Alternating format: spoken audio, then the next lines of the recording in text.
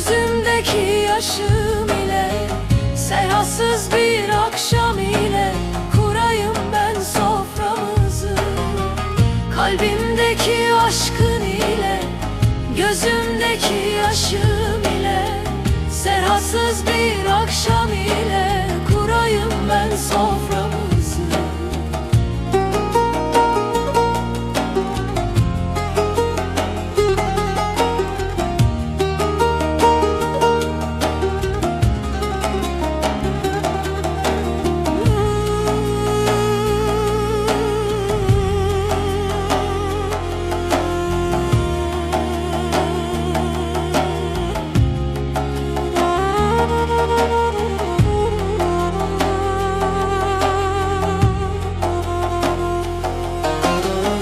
Yastığımda kokun yoktur, yüreğimde aşkın çoktur.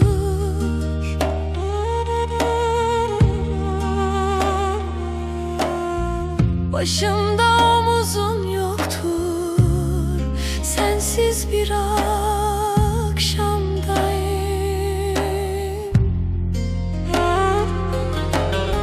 Yastığımda kokun yoktur, yüreğimde aşkın çoktur.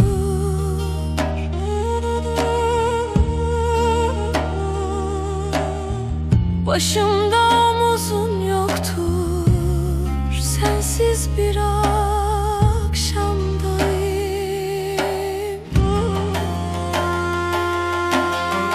Kalbimdeki aşkın ile, gözümdeki yaşım ile, serhatsız bir akşam ile kurayım ben soframızı.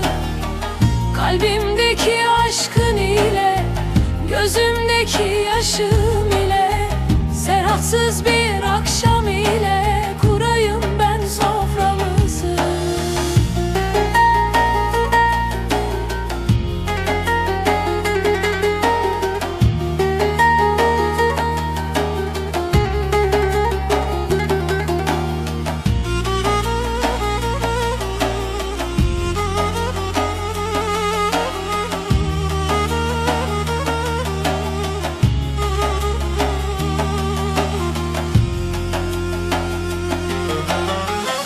Gecem karanlıktır benim, gözüm uyanıktır benim.